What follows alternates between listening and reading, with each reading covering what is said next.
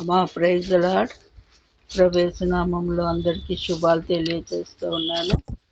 మరి ఈ అవకాశం ఇచ్చినటువంటి దేవుడికి కూడా నా వందనాలు తెలియజేస్తూ ఉన్నాను.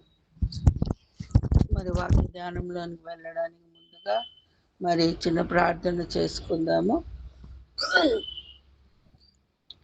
స్తోత్రం స్తోత్రం స్తోత్రం నాయన, పరిశుద్ధుడా అని వేణువులో పొగడబడుతున్న మా గొప్ప తండ్రి, ఇంతవరకు నైనా మరి ప్రారంభ ప్రార్థన, పాటలు, స్తుతి, ఆరాధన, మరి బైబిల్ రీడింగ్లోనైనా మీరుండి మమ్మల్ని నడిపించిన విధానాన్ని బట్టి మిమ్మల్ని స్తుతిస్తూ ఉన్నాను. మరి ప్రభువా యేసయ్య, మరి వాక్యాన్ని మేము ధ్యానిస్తుండగానైనా వినగన చెవులను, గ్రహించే మనస్సును మాకందరికీ దయచేయమని ప్రార్థిస్తూ ఉన్నాను. మరి ఏమి మాట్లాడాలో నీ పరలోక జ్ఞానమును ప్రభువా నాకు దయచేయమని, నా నోటికి నోరుగా ఉండి మీరే మాట్లాడమని మా ప్రభువుని వేడుకుంటూ ఉన్నాను. తండ్రి ప్రభువా యేసయ్య, మరి మీరే తెలియచేయమని బ్రతిమాలుకుంటూ ఉన్నాను నాయన. ఈ విషయాలన్నీ నిగూఢంగా ఉన్న మర్మాలను నాయన మేము గ్రహించుకొని మరి ఇంకా నీకు సాక్షులుగా, నీకు మహిమ తెచ్చేవారిగా మేము జీవించుటకు మాకు సహాయం అనుగ్రహించమని, మీరు మాతో ఉండి నడిపించమని మా ప్రభువును మా రక్షకుడు మిక్కిలి వినయంతో ప్రార్థిస్తున్నాను తండ్రి. ఆమేన్. సంఖ్యాకాండము 21వ అధ్యాయాన్ని మనం ధ్యానిస్తూ ఉన్నామా. ఇంతవరకు కూడా మరి 20 అధ్యాయాలు మనం పూర్తి చేసుకున్నాము. ఆ 20 అధ్యాయాల్లో కూడా ఎన్నో విషయాలను మనం ధ్యానించుకున్నాం. ఇక్కడ 21వ అధ్యాయానికి వచ్చేసరికి మొదటి 3 వచనాలను మనం ఒకసారి చూసినట్లయితే, ఇశ్రాయేలీలు అతారీయుల మార్గమున వచ్చుచున్నారని దక్షిణ దిక్కున నివసించిన కానానీయుడైన అరాదురాజు విని, అతడు ఇశ్రాయేలీలతో యుద్ధము చేసి వారిలో కొందరిని చెరపట్టగా, ఇశ్రాయేలీలు యెహోవాకు మొక్కుకొని, నీవు మా చేతికి ఈ జనమును బొత్తిగా అప్పగించిన యెడల మేము వారి పట్టణములను నీ పేరట నిర్మూలము చేసేదమనిరి. యెహోవా ఇశ్రాయేలీయుల మాట ఆలకించి ఆ కానానీయులను అప్పగింపగా, ఇశ్రాయేలీలు వారిని వారి పట్టణములను నిర్మూలము చేసిరి. అందువలన ఆ చోటికి హోర్మా అను పేరు పెట్టబడెను. ఇక్కడ మనం గమనించినట్లయితే, ఇశ్రాయేలీలు అతారీయుల మార్గమున వచ్చుచున్నారని దక్షిణ దిక్కున నివసించిన కానానీయుడైన ఆరాదు రాజు విన్నాడు. అయితే ఇక్కడ అతారీ మార్గము అంటే అది వేగుల వారి మార్గము అని అర్థం. ఈ వేగు చూడడానికి మనకి 13-14 అధ్యాయాల్లో సంఖ్యాకాండంలో మన మోషే గారు ప్రతి గోత్రం నుంచి 12 మందిని వేగు చూడడానికి పంపించారు కదా కానానుని. వాళ్ళు వెళ్ళిన మార్గం ఇదనమాట, అతారీ మార్గం. కాబట్టి దీనికి వేగు మార్గం అని కూడా పేరు వచ్చింది. అయితే ఈ మార్గము గుండా వెళ్తున్నారని అక్కడ దక్షిణ దిక్కులో ఉన్న అరాధరాజు విన్నాడు. విని ఈ ఇశ్రాయేలీలతో యుద్ధం చేయడానికి వచ్చి వాళ్ళలో కొందరిని చెరపట్టుకున్నాడు. అయితే ఇక్కడ మనం గమనించినట్లయితే అసలు ఈ ఆరాధరాజు ఎవరు, ఎక్కడ ఉంటాడు అని ఆలోచిస్తే, ఈయన దాదాపు ఆ యెరికో పట్టణం దగ్గరలో, హెబ్రోను దగ్గరలో దక్షిణాన ఎక్కడో చివర్లో ఉంటాడు ఆయన. ఇక్కడ వీళ్ళందరినీ వాళ్ళు గెలుచుకుంటూ వచ్చినా కూడా ఆ చివర్లో ఉన్నటువంటి ఆరాధరాజు ఏం చేశాడంటే అందరికంటే ముందు పరిగెత్తుకొచ్చేసాడు. కొందరికి అతి తొందర ఉంటుంది, ఏదైనా పని చేయాలంటే ముందు ఉంటారనమాట. అసలు అక్కడ అవసరమే లేదు, అతను ఆరాధరాజు అక్కడికి రావాల్సిన పనే లేదు అసలు. ఇతను ఎంతమంది ఇశ్రాయేలీలు ఎంత బలమైన రాజులు ఓడించుకుంటూ వాళ్ళు వస్తున్నప్పుడు ఈ ఆరాధరాజు ఎలాంటి వాడంటే, ఇప్పుడు మనం రీసెంట్గా చూసాం ఆమాసు ఇశ్రాయేలీల మధ్య ఫైటింగ్. ఆమాస్ ఎంత దేశం అండి, చిన్నది. అయినా వాళ్ళు ఏం చేశారు, ఇశ్రాయేల్ మీద ఆ ఇశ్రాయేలీలు పండగలు చేసుకుంటున్నప్పుడు వాళ్ళలో కొంతమంది చెరపట్టుకొని తీసుకెళ్ళిపోయి చెరలో పెట్టారు. ఆ విధంగా ఈ ఆరాధ కూడా ఆ విధంగా చేశాడు. ఎవరిని తీసుకెళ్ళాడు ఆయన? వాళ్ళు ప్రయాణం చేస్తున్న ఇశ్రాయేలీలు ఎంతమంది అండి? ఎన్ని లక్షల మంది? దాదాపు 30 లక్షల మంది. మధ్యలో మందసం, దాని తర్వాత లేవీలు, వాళ్ళ తర్వాత ఇశ్రాయేలీలు, ఆ ముందు 6 గోత్రాలు, వెనకాల 6 గోత్రాలు, ఇన్ని లక్షల మంది పోతా ఉంటే ఈ చిట్ట మెల్లగా వచ్చి ఆ వెనకాల ఉన్న కొద్ది మందిని పట్టుకొని ఈ రాజు వెళ్ళిపోయాడు అనమాట. అప్పుడు ఈ 2వ వచనంలో ఇశ్రాయేలీలు ఏం చేశారు? యెహోవాకు మొరపెట్టారు. మొరపెట్టి మీ ఈలను మాకు ఇచ్చేసేయి, ఈ పట్టణంలో నిర్మూలం చేసి నీ పేరట నిర్మూలం చేస్తాము, మేము ఈ పట్టణాన్ని నీ పేరట నిర్మూలం చేస్తామని యెహోవా దేవుడికి మొక్కుకున్నారు. అప్పుడు యెహోవా ఏం చేశాడు? వాళ్ళ మాట ఆలకించి ఆ కానానీయులను అప్పగించగా ఈ ఇశ్రాయేలీలు వారిని వారి వారి పట్టణాల నిర్మూలము చేశారు. అందువలన ఆ చోటికి హోర్మా అంటే నిర్మూలము, సమస్తము అక్కడ ఉన్నటువంటి వాళ్ళందరినీ నిర్మూలించడం అనేది అక్కడ మనం వింటూ ఉన్నాం అన్నమాట. ఆ తర్వాత ఈ రాజు అలా ఆ విధంగా తొందరపడి, అసలు వాస్తవానికి వీళ్ళందరూ ఈ సీహోను, ఓగు, ఈ గొప్ప గొప్ప ఈ రాజులందరినీ ఓడించి అక్కడికి వెళ్ళేసరికి ఒకవేళ రాజు ఏమి సంధి చేసుకోవచ్చు, తెల్ల జెండా ఎత్తేసి సారీ చెప్పుకోవచ్చు, అవన్నీ చేసుకోకుండా అందరికంటే ముందొచ్చి పోట్లాడి మొత్తం సమూలంగా నాశనం అయిపోయాడు అనమాట. మనం కూడా ఒక్కొక్కసారి కొంతమంది మనం ఏం చేస్తాం? మన సమస్యలకు భయపడి, మనకున్న బాధలకు భయపడి మనం తొందరపడుతూ ఉంటాం. కానీ మనకు బలవంతుడైన దేవుడు ఉన్నాడన్న విషయాన్ని మనం మర్చిపోతూ ఉంటాం. మర్చిపోయి మన సమస్యలను మనం తీర్చుకోవడానికి ఆరాటపడుతూ, బాధపడుతూ, తిరుగుతూ అన్ని తొందర పనులు మనం చేసుకుంటూ ఉంటాం. ఇక్కడ రాజు కూడా అదే పని చేశాడు. ఇక పోతే 4వ వచనం నుంచి మరి 9వ వచనం వరకు మనం ఒకసారి గమనించినట్లయితే, వారు ఏదోము దేశమును చుట్టిపోవలనని అంటే ఇక్కడ ముందు మనం చూసాం కదా, ఏదోము రాజు వీళ్ళకు అనుమతి ఇవ్వాల. మేము రాజమార్గంగా పోతాము, మా త్రోవలో మేము పోతాము, మీరు దేన్ని కూడా మేము ముట్టుకోము, మీ చెట్లను ముట్టుకోము, పండ్లు తినము, నీళ్లు తాగము, ఏమీ చేయము, మా త్రోవను రాజమార్గంగా మేము పోతాం అన్నప్పుడు ఆ ఏదోము రాజు ఒప్పుకోలేదు. అలా ఒప్పుకోనందుకు వీళ్ళు చుట్టూ తిరిగిపోతా ఉన్నారు. చుట్టూ తిరిగిపోతున్నప్పుడు అప్పుడు వాళ్ళ మార్గాయాసం చేత జనుల ప్రాణము సొమ్మసిల్లింది. అది వాళ్ళు సామాన్యంగా నడుస్తున్నారమ్మా. 1 సంవత్సరమా 2 సంవత్సరాల 40 సంవత్సరాల నుంచి నడిచి ఇక చివరికి ఇక్కడికి వచ్చేసరికి వాళ్ళకి ఇంకా సొమ్మసిల్లిపోయారు. ప్రాణం అంతా సొమ్మసిల్లిపోయి వాళ్ళు ఏం చేశారు? ప్రజలు దేవునికిని మోషేకును విరోధముగా మాటలాడి, ఈ అరణ్యంలో చచ్చడానిక ఐగుప్తు నుండి మీరు మమ్మల్ని తీసుకొచ్చారు, ఇక్కడ ఆహారం లేదు, నీళ్లు లేవు, ఈ సవిసారం లేని ఈ అన్నము మాకు అసహ్యమైపోయింది అని చెప్పేసి వాళ్ళు ఇక్కడ గొడవ చేసుకుంటా ఉన్నారు, సణుగుతా ఉన్నారు, పోట్లాడుతూ ఉన్నారు, తిరుగుబాటు చేస్తూ ఉన్నారు. చవిసారము లేని అన్నమాట. మన్నాను గుర్చి దేవతలు తినేటువంటి ఆహారం వీళ్ళకి పెడితే దాన్ని ఏమంటున్నారమ్మా? చవిసారము లేని అన్నం పెట్టారు అని చెప్పేసి వాళ్ళు సణుగుతూ ఉన్నారు.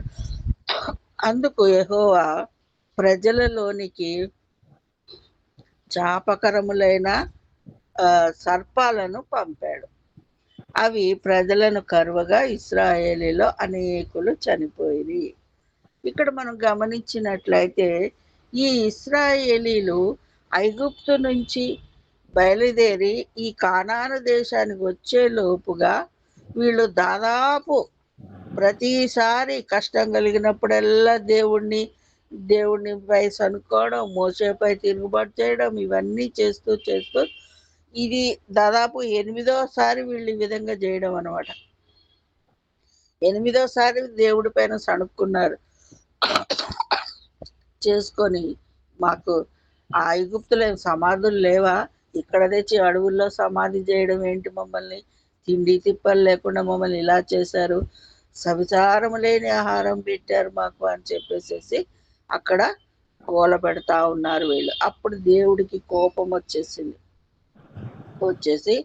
దేవుడు ఏం చేశాడు, తాపకరమైన సర్పాలను, తాపము అంటే వేడి, శరీరంలో వేడి పుట్టించేటువంటి ఆ సర్పాలను మరి అక్కడ దేవుడు పంపించినట్లుగా మనం ఇక్కడ చూస్తూ ఉన్నాం. అవి ఏం చేశాయి, వాటిని కాటు వేయగా అందరు ఇశ్రాయేలీయులు అనేకులు చనిపోయారు. కాబట్టి ప్రజలు మోషే వద్దకు వచ్చి, మేము యెహోవాకును నీకును విరోధముగా మాట్లాడి పాపము చేసితిమి. యెహోవా మా మధ్య నుండా ఈ సర్పములను తొలగించున్నట్లు ఆయనను వేడుకొనమని చెప్పారు. మోషే దగ్గరకు వచ్చేసి, మేము నీకు యెహోవా దేవుడికి విరోధంగా మాట్లాడాము, మాకు సారీ, మమ్మల్ని క్షమించండి అని చెప్పి మా మధ్య నుంచి ఈ సర్పాలను తీసేయమని చెప్పని బ్రతిమలాడు.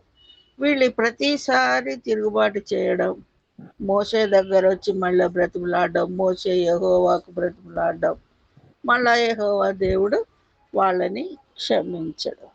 ఇది దాదాపుగా ఐగుప్తు నుంచి బయలుదేరినప్పటి నుంచి జరుగుతున్నటువంటి విషయం. మరి నిజంగా దేవుడు ఎంత గొప్పవాడు కదండి, ఎంత కరుణా వాత్సల్యుడు కదా మన దేవుడు. ఒకసారి చూడండి, యోవేలు 2వ అధ్యాయం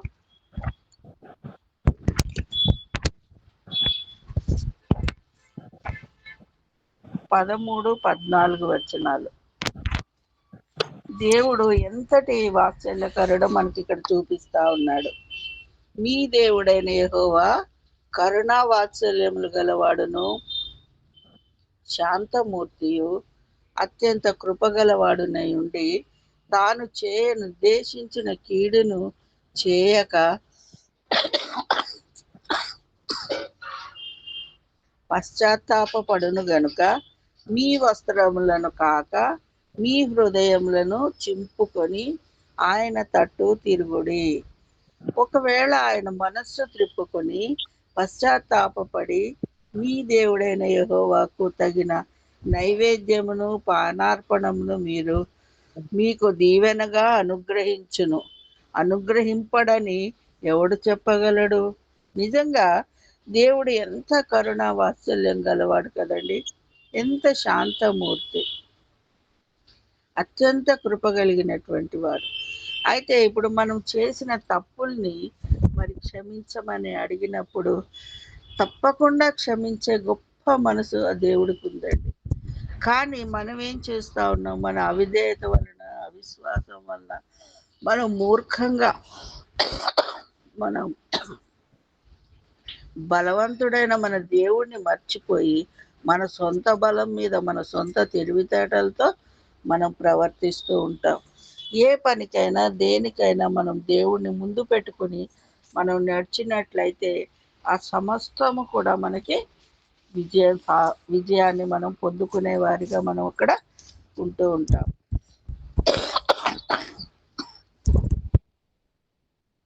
అదేవిధంగా ఇక్కడ మళ్ళీ సంఖ్యాకాండంలో చూస్తే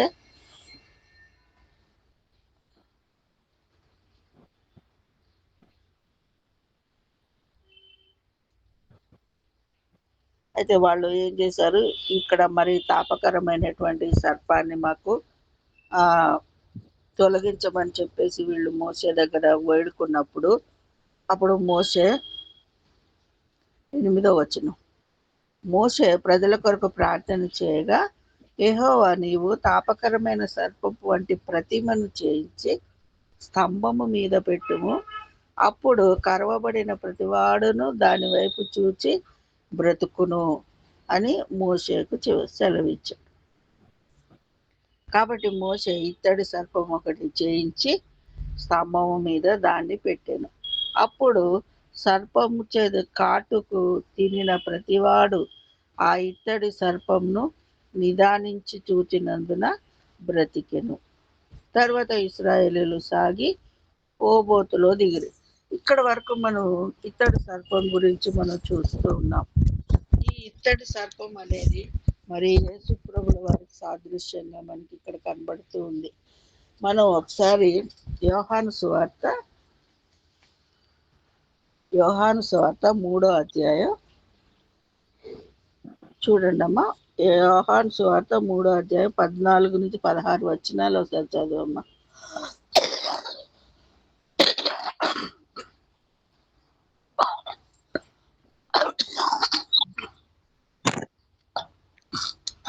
అరణ్యములో మోషే సర్పమును ఎలాగు ఎత్తెనో అలాగే విశ్వసించు ప్రతి వాడును నశింపక ఆయన ద్వారా నిత్య జీవము పొందినట్లు మనుష్య కుమారుడు ఎత్తబడవలెను.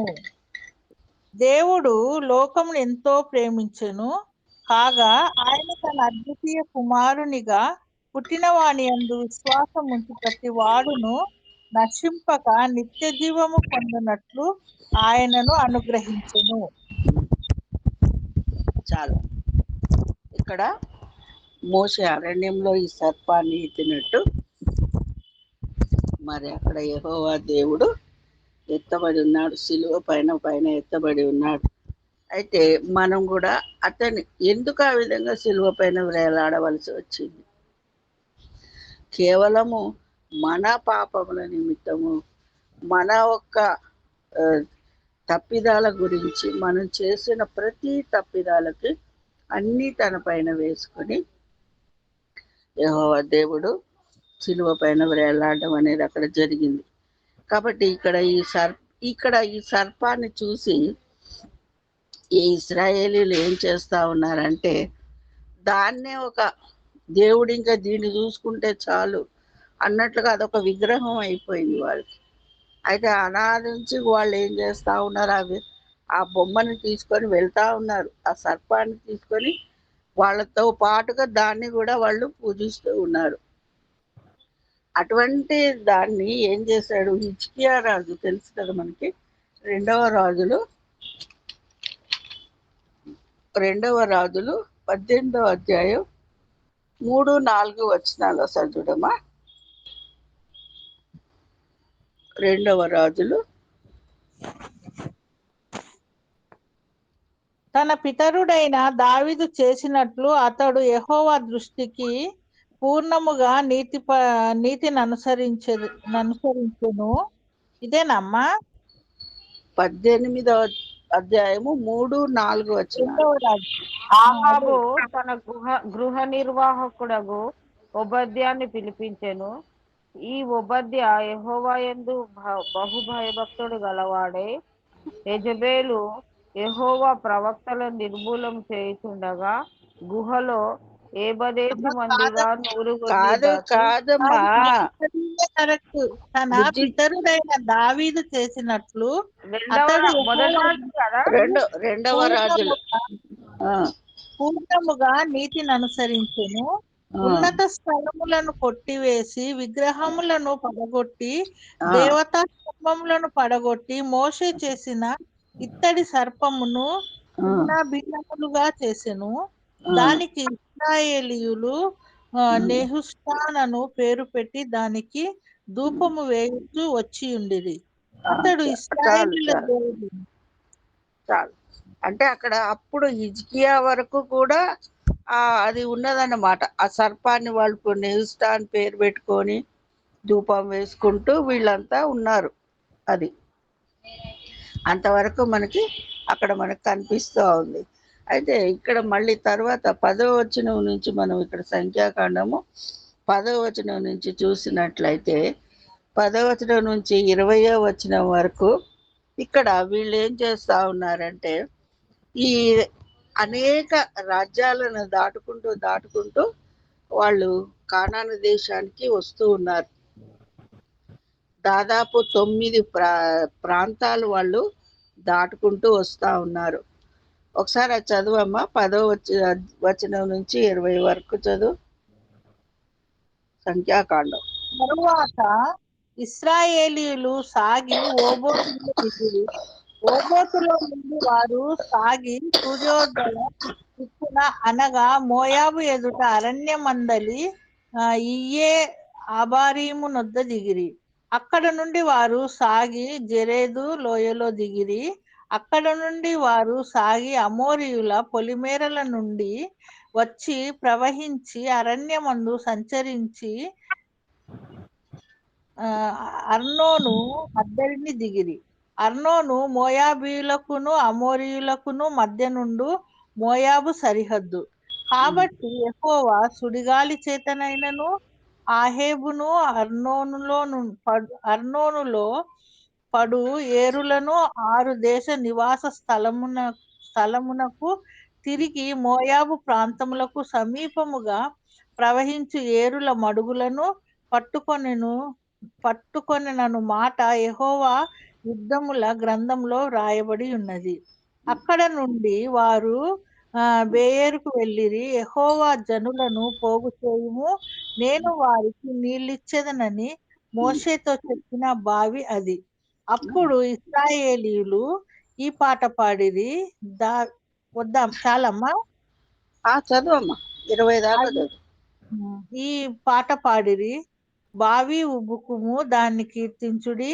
బావి ఏలికలు దాన్ని త్రొవ్విరి. తమ అధికార దండముల చేతను కర్రల చేతను జనుల అధికారులు దాన్ని త్రవ్విరి.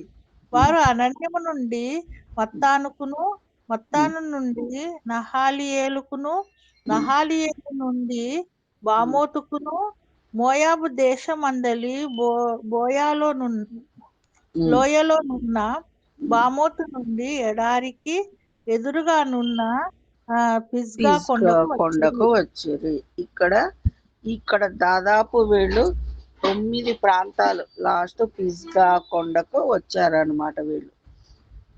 ఈ లోపుగా ఈ బేయేరు దగ్గర వచ్చేసరికి యెహోవా దేవుడు 16వ వచనంలో యెహోవా దేవుడు ఏం చేశాడు, నువ్వు జనులను పోగు చెయ్యి, నేను వారికి నీళ్లు ఇచ్చేదనని మోషేతో చెప్పిన బావి అది. అప్పుడు ఇశ్రాయేలీయులు ఏం చేశారో ఈ పాట పాడుకున్నారట. ఏమని, బావి ఉప్పుము అని దాన్ని కీర్తించుడి, బావి ఏలికలు దాని తవ్విరి. ఇవంతా ఇక్కడ మనకి కనబడుతూ ఉంది. అయితే ఇక్కడ మనం చూడాల్సింది ఏంటంటే ఈ 9 రాజ్యాలు దాటి ఇప్పుడు ఎక్కడికి వచ్చేసారు వాళ్ళు? మోయాబు దేశం మోయాబు అమోరీల సరిహద్దు అయినటువంటి అర్మోన్ దగ్గర వచ్చారు ఫస్ట్. అక్కడి నుంచి ఇప్పుడు మోయాబు మధ్యలోకి వచ్చేసారు, మోయాబు లోయలోకి వచ్చేసారు.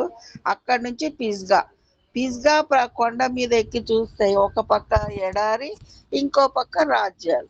మొత్తం ఇక వాళ్ళు దాదాపుగా ఆ కానాను ప్రాంతానికి వచ్చేసినట్లే ఈ పిస్గా దగ్గర నుంచి వాళ్ళు. ఈలోపు బావి, దేవుడు వీళ్ళకి మంచినీళ్ళు బావి ఒకసారి ఏమి అక్కడ కాదే 2 సార్లు మోషే గారితో చెప్తారు కదా, ఆ బండను కొట్టు అనేసి ఒకసారి చెప్పారు రైఫామ్లో. ఇంకోసారి ఏం చేశారు, నువ్వు బండతో మాట్లాడు అని చెప్పి 2 సార్లు వాళ్ళకి నీళ్ళు ఇచ్చారు. ఇక్కడ బావి నుంచి మళ్ళా వాళ్ళకి నీళ్ళు ఇచ్చారు. ఇప్పుడు ఆ జనాలంతా పోగు చేసి వాళ్ళతోటి తవ్వించి, అది ఎక్కడ నీళ్ళు? ఎడారి ప్రాంతంలో, ఎక్కడో మామూలు నీళ్ళలో మామూలుగా ఉన్న స్థలంలో కాదండి, అది ఎడారిలో బావి తవ్వించి. మరి నిజంగా అది ఎంత అద్భుత కార్యం కదండి, ఎంత ఆశ్చర్యమైనటువంటి కార్యము. బండ నుంచి నీళ్ళు ఇచ్చాడు, కేవలం బండను కొడితే నీళ్ళు వచ్చాయి, బండతో మాట్లాడితే నీళ్ళు వచ్చాయి. చివరికి బావి నుంచి, ఎడారిలో బావి నుంచి కూడా ఇక్కడ దేవుడు నీళ్ళు ఇచ్చాడు. ఇంత గొప్ప దేవుణ్ణి మరి కలిగి ఉన్నటువంటి ఆ ఇశ్రాయేలీలు పదే పదే పదే పదే అతన్ని విసిగిస్తూ వచ్చారు, ఆయన పైన తిరుగుబాటు చేస్తూ వచ్చారు, ఆయనని వ్యతిరేకిస్తూ వచ్చారు, సణుగుతూ వచ్చారు. అయినా కూడా కృపగల దేవుడు, వాత్సల్యం కలిగిన దేవుడు వాళ్ళని క్షమిస్తూనే వచ్చాడు. చివరికి ఇక్కడ వాళ్ళు ఇక పక్క రాజ్యాలకు వచ్చేసారు. అక్కడ 21 నుంచి మనం చూసినట్లయితే ఇశ్రాయేలు అమోరీయుల రాజైన సీహోను నొద్దకు ఈ దూతలను పంపి మమ్మును దేశంలో నుండి వెళ్ళనిమ్ము, ఇక్కడ మళ్ళా సేమ్ రిపీట్. ఏదోము రాజుని ఎలాగైతే అడిగారో అదే విధంగా ఇక్కడ సీహోను రాజును కూడా అడిగారు, అమోరీల రాజైన సీహోన్ని.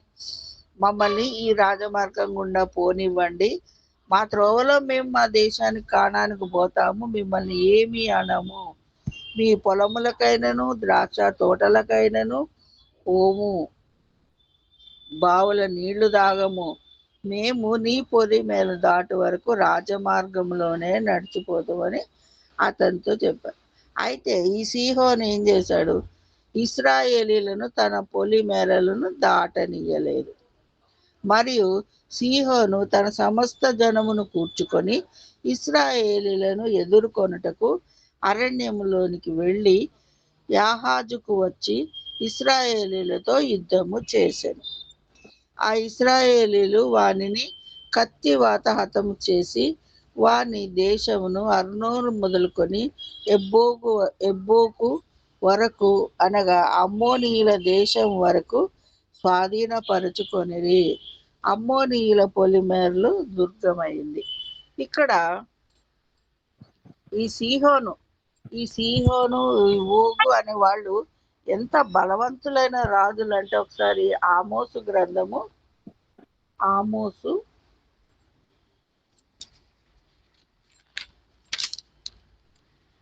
2:9 ఒకసారి చదవమ్మా. ఆమోసు 2:9.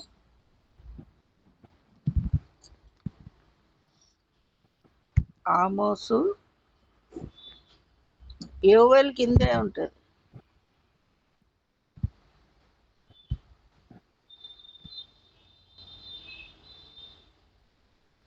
దేవదారు వృక్షమంత ఎత్తైన వారును సింధూర వృక్షమంత బలము గల వారును నగు అమోరీయులను వారి ముందర నిలవకుండా నేను నాశనము చేసి తిని గదా.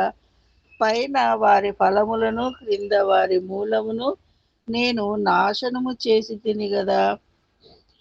మరియు ఐగుప్తు దేశములో నుండి మిమ్మును రప్పించి అమోరీల దేశమును మీకు స్వాధీనపరచవలనని 40 సంవత్సరముల అరణ్యమందు మిమ్మల్ని నడిపించితిని కదా. ఇక్కడ మనం చూసినట్లయితే ఈ అమోరీయులు వీళ్ళు ఎంత బలవంతులు అనే విషయాన్ని ఇక్కడ మనకు చూపిస్తా ఉన్నాడు. ఈ వీళ్ళంతా దేవదారు వృక్షం, మనకు మొన్నే విన్నాం కదా దేవదారు వృక్షం ఎంత బలంగా ఉంటుందనేది. అయితే దేవదారు వృక్షం అంత ఎత్తైన వారును సింధూర వృక్షం అంత బలము గలవారు, అయితే ఈ అమోరీయులు అంత శక్తిమంతులు అనేది ఇక్కడ మనకి చూపిస్తా ఉన్నారు. కానీ ఒక విషయం మర్చిపోతున్నారు, వీళ్ళను పుట్టించినటువంటి దేవుడు మరి వీళ్ళకంటే కూడా బలవంతుడనే విషయం, ఆ దేవుడు ఈ ఇశ్రాయేలీలకు తోడుగా ఉన్నాడన్న విషయాన్ని ఈ అమోరీయులు వీళ్ళు మర్చిపోయారండి. మర్చిపోయి వాళ్ళు ఏం చేశారు, ఇశ్రాయేలీల మీదకి యుద్ధానికి వచ్చేసాడు ఈ సీహోను. ఆ యుద్ధానికి వాళ్ళని మేమేదో మా త్రోవలో మేము పోతామంటే అది వినకుండా ఏం చేశారు, ఆ ఇశ్రాయేలీలకు వ్యతిరేకంగా యుద్ధానికి వచ్చారు, సమూలంగా నాశనం అయిపోయారు. అయితే ఇక్కడ ఈ అమోరీయులు మరి ఎటువంటి వారు, మనకి ఆదికాండము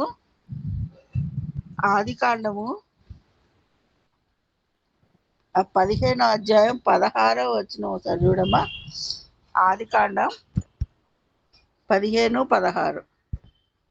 నీవు క్షేమముగా నీ పితరుల యొద్దకు పోయేదవు, మంచి వృద్ధాప్యం మందు పాతిపెట్టబడదువు. కాదమ్మా, ఆదికాండం 15వ అధ్యాయం 16వ వచనం. 16. అమోరీయుల అక్రమము ఇంకను సంపూర్ణము కాలేదు, 4వ తరము వారు ఇక్కడికి మరలా వచ్చేదరని నిశ్చయముగా తెలుసుకొనుమని అబ్రహాముతో చెప్పెను. అయితే అప్పుడే చెప్పేశాడు అబ్రహాముతో, ఈ అమోరీలు వీళ్ళంతా హతమైపోతారు, ఎందుకంటే వాళ్ళ పాపం ఇంకా పండలేదు కాబట్టి నువ్వు కాదు నీకు ఇచ్చేది అమోరీల రాజు ఇప్పుడు కాదు, నీ 4వ తరం అక్కడ ఉంటది అంటే ఇప్పుడు ఇక్కడ ఈ 4వ తరం వాళ్ళు వచ్చారనమాట. వచ్చి ఇప్పుడు వీళ్ళు అమోరీలతో పోట్లాడుతూ ఉన్నారు. అయితే వీళ్ళ అక్రమాలు ఏ విధంగా ఉన్నాయి, వాళ్ళు ఎలాంటి తప్పులు చేశారు, ఎలా పాపం చేశారు, ఇవన్నీ కూడా మనం ఒకసారి ఈ లేవి కాండంలో మనకు కనబడుతుంది. చూడండి 18వ అధ్యాయం 24వ వచనం. లేవి కాండం 18:24. వీటిలో దేని వలన అపవిత్రత 18:24. అదే వీటిలో దేని వలనను అపవిత్రత కలుగజేసుకొనకూడదు. నేను మీ ఎదుట నుండి వెళ్ళగొట్టుచున్న జనములు నా వాటన్నిటి వలన అపవిత్రులైరి. ఆ దేశము అపవిత్రత కలది గనుక నేను దాని మీద దాని దోష శిక్షను మోపుచున్నాను. ఆ దేశమందు కాపురమున్న వారిని గ్రక్కివేయుచున్నది. కాబట్టి ఆ దేశము మీకంటే ముందుగానున్న ప్రజలను వెళ్ళగ్రక్కి వేసిన ప్రకారము మీ అపవిత్రతను బట్టి మిమ్మును వెళ్ళగక్కి వేయుచుకుండునట్లు మీరు అనగా స్వదేశీయే గాని మీలో నివసించు పరదేశీయే గాని ఈ క్రియలన్నిటిలో దేనిని చేయక ఈ నా కట్టడలను నా విధులను అనుసరింపవలెను. ఎవరు అట్టి ఓకే ఓకే అమ్మా, ఓకే. ఇంకా దీనికంటే ముందు అసలు ఈ అమోరీలను ఇత్తీలను మరి వీళ్ళు ఒకసారి చూడు, నిర్గమకాండం 23:23 చూడమ్మా. నిర్గమకాండం 23:23లో ఎట్లనగా నా దూత నీకు ముందుగా వెళ్ళుచు అమోరీయులు, హిత్తీయులు, పెరిజీయులు, కానానీయులు, హివ్వీయులు, ఎబూసీయులను వారున్న చోటుకు నిన్ను రప్పించును, నేను వారిని సంహరించేదను. ఈ విధంగా ఈ యెహోవా దేవుడు ఆల్రెడీ మనకి నిర్గమకాండంలో చెప్పారు. ఎట్లా దూతను పంపించారు. మన ఈ ఇశ్రాయేలులకు ముందు దేవుడి దూత నడుస్తూ ఈ అమోరీయులు వీళ్ళందరినీ కూడా సంహరిస్తూ వచ్చారు. అయితే ఇక్కడ అమోరీయులు ఏమైంది, లేవి కాండానికి వచ్చేసరికి వాళ్ళ పాపం పండి అప్పుడు ఈ అబ్రహాం యొక్క 4వ తరానికి ఆ అమోరీలను అప్పగించడం అనేది ఇక్కడ మనకి జరుగుతూ ఉందన్నమాట. మరి ఈ అమోరీయులు పాపాలు ఏమేమి చేసి ఉంటారు అనేది కూడా మనకు తెలుసు. లేవి కాండం 18వ అధ్యాయంలో మనం చూసాం కదా. అన్ని రకాలైనటువంటి వ్యభిచారాలు, అనైతికమైనటువంటివి, అన్ని జంతు సంయోగాలు, పురుష సంయోగం, ఈ విధంగా రకరకాలైనటువంటి లైంగిక తప్పిదాలు, ఇవన్నీ కూడా అక్రమాలు, ఇవన్నీ కూడా అమోరీయులు చేశారు. ఇప్పటికి వాళ్ళ పాపం పండింది కాబట్టి ఇప్పుడు వాళ్ళ మీద దేవుడు యుద్ధం చేసి వాళ్ళని ఇశ్రాయేలీలకి అప్పగించేశాడు. అయితే ఇక్కడ కూడా మనం ఒకసారి గమనించినట్లయితే మరి మనం కూడా జీవితంలో ఎంతగానో ఎన్నో యుద్ధాలను చేస్తూ ఉన్నాం. మనం చేసే యుద్ధాలు శారీరకమైనటువంటి, ఆర్థిక సంబంధమైనటువంటి, అనారోగ్య సంబంధమైనవి, ఎన్నో యుద్ధాలు ప్రతిరోజు ప్రతి దినం మనము చేస్తూనే ఉన్నాం. మరి ఈ ఇశ్రాయేలులకు మరి తోడున్న దేవుడు మరి మనకు కూడా తోడై ఉన్న దేవుడు మరి మన యుద్ధాలలో మనకు విజయాన్ని ఇవ్వడంటారా? మరి మన దేవుడిని మనం ముందు పెట్టుకొని మరి మన యుద్ధాలను మనం జరిగిస్తున్నామా లేదా? మరి మనం చేసే యుద్ధాలు ఈ లోకరీత్యా అపోస్తులైన పౌలు గారు చెప్తా ఉన్నారు, మీరు యుద్ధం ఈ లోకనాథులతో, ఈ శరీరులతో కాదు. ఎక్కడ అరణ్యంలో యుద్ధం చేసినట్లు మనం కూడా ఈ లోక దండకారణ్యంలో ఎన్నో విషయాలలో మనం ప్రతి దినం యుద్ధం చేస్తూనే ఉన్నాం. ఎన్నో విషయాలు, ఎన్నో కష్టాలు, ఎన్నో నష్టాలు, అవి కేవలం మన అవిధేయత వల్లనో అవిశ్వాసం వల్లనో మనం కొని తెచ్చుకున్న కొన్ని కష్టాలు అయితే, ఇతరుల వల్ల కలిగినవి కొన్ని అయితే, మరి కొన్ని శోధనల వలన కూడా మనం ఎంతగానో మనం యుద్ధం చేస్తూనే ఉన్నాం.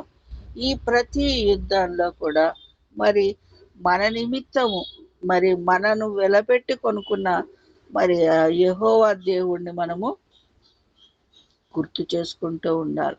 మనల్ని కొనుక్కున్న దేవుడు మనల్ని కష్టాలకి నష్టాలకి వదిలేస్తాడా? మరి అంత విసిగిచ్చినటువంటి ఇశ్రాయేలునే క్షమిస్తూ వారిని వాగ్దాన భూమికి తీసుకెళ్ళినటువంటి ఆ దేవుడు మరి మన కష్టాల నుంచి మన బాధల నుంచి మరి తప్పిస్తూ మరి మనల్ని కూడా తన పరలోక రాజ్యానికి తీసుకొని వెళ్ళడంటారా? కాబట్టి మనం కూడా మరి దేవుడికి విధేయుడుగా ఉంటూ మరి ఎన్నోసార్లు మనం కూడా అవిధేయంగా మరి తిరుగుబాటు చేస్తూ దేవుడి పైన అపనమ్మకంతో మనం ఎంతో తొందరపాటు పనులు చేసుకుంటూ మరి దేవుణ్ణి విసిగించినటువంటి వారుగానే ఉంటూ ఉన్నాం. కానీ ఈ లోక పోరాటంలో ఈ లోక యుద్ధంలో కూడా మరి దేవుణ్ణి మనం ముందు పెట్టుకున్నట్లయితే మనకి తప్పకుండా జయం కలుగుతుంది. దేవుడు ఈ చిన్న వాక్యాన్ని దీవించునుగాక.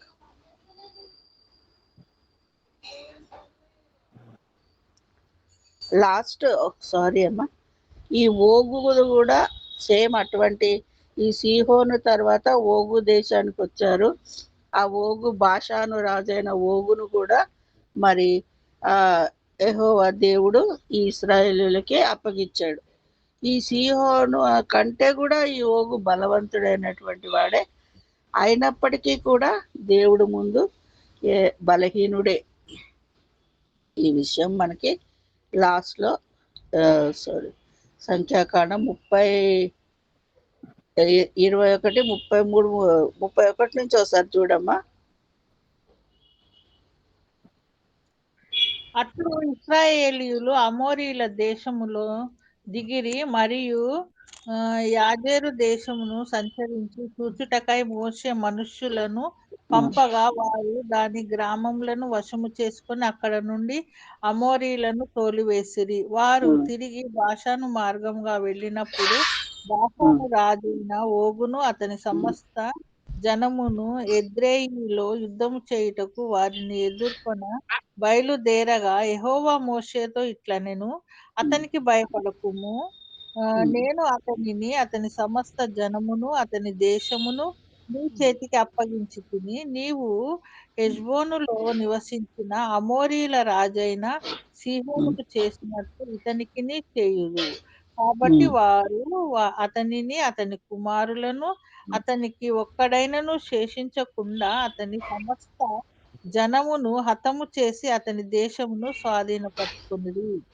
ఇక్కడ మనం గమనించాల్సింది ఏంటంటే ఒక్కరును కూడా శేషించకుండా, ఇప్పుడు ఆ రాజులని, రాజు పిల్లలని, భార్యలని, సమస్తాన్ని ఒక్కరిని కూడా శేషించకుండా హతం చేశారు.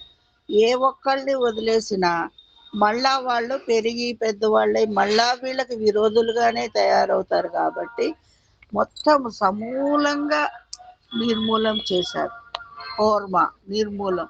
కాబట్టి మనం కూడా మన ఒకవేళ తప్పిదాలు, జస్ట్ ఒక డిసీజ్ని మనం చూసినట్టయితే క్యాన్సర్ వ్యాధి ఉందనుకోండి, అది ఏదైనా ఒక పార్ట్కి వచ్చినప్పుడు దాన్ని సమూలంగా తీసేస్తేనే అదర్ బాడీలో వేరే ప్లేస్కి వెళ్ళదు. కాకుండా అలా దాన్ని వదిలేస్తే ఏ చిన్న కణం మిగిలిపోయినా మళ్ళీ ఇంకో ప్లేస్లో రావడానికి అవకాశాలు ఉంటుంది. కాబట్టి అదేవిధంగా ఇక్కడ ఈ రాజులని యెహోవా దేవుడు ఏం చేస్తా ఉన్నాడు? సమూలంగా నాశనం చేస్తా ఉన్నాడు. మనకి సౌలు రాజు గురించి కూడా తెలుసు కదా. అక్కడ అమాలేకీలు యుద్ధం చేసి వాళ్ళందరినీ సమూలంగా నాశనం చేయమని చెప్పినప్పుడు ఆ సౌలు రాజు ఏం చేశాడు? మంచి మంచి వాళ్ళని తీసుకొచ్చాడు. ఆ మంచి మంచి వాళ్ళకి చెందినటువంటి హామాసు ఆ యూదులందరినీ రూతు గ్రంథంలో చంపడానికి ఏర్పాటు చేశాడు. ఈ విధంగా మనం కూడా మరి మనలో ఉన్న అనేక తప్పుల్ని సమస్తము తీసేయాల. మొదటి నుంచి మన తప్పులు సమస్తం తీసేస్తేనే మన పరలోక రాజ్యానికి మనం చేరగలుగుతాం. ఏ ఒక్క తప్పునైనా దాచుకున్నట్లయితే మరి అది మళ్ళా తిరిగి పెద్ద వృక్షంగా మారి అది మనల్నే నాశనం చేసే విధంగా ఉంటుంది. కాబట్టి మనం కూడా మన విషయంలో, మన జీవితంలో మరి యెహోవా దేవుని ముందు పెట్టుకొని మనము నడిచేవారిగా, మనలో ఉన్న ప్రతి తప్పిదాలని క్షమించమని దేవుడి దగ్గర వేడుకునే వారిగా ఉండాలని మరి ఉదయకాలం దేవుడు మనతో మాట్లాడుతూ ఉన్నాడండి. కాబట్టి మనం కూడా అన్నిటినీ వదిలేసి దేవుడిని వేడుకుంటూ దేవుడి పైననే మన దృష్టి ఉంచి, మరి దేవుడు కరుణా వాత్సల్యుడు కదా, మనల్ని విడిచిపెట్టేవాడు కాదు, ప్రతి సమస్య నుంచి మనకు విడుదల కలిగించేవాడు. కాబట్టి దేవుణ్ణి మనం ముందు పెట్టుకొని మన పరలోక రాజ్యం కొరకు మనం నిరీక్షించేవారిగా మనం ఉండాలని దేవుడు మనకు తెలియచేస్తా ఉన్నారు. ఈ చిన్న వాక్యాన్ని దేవుడు ముగిస్తున్నాడు.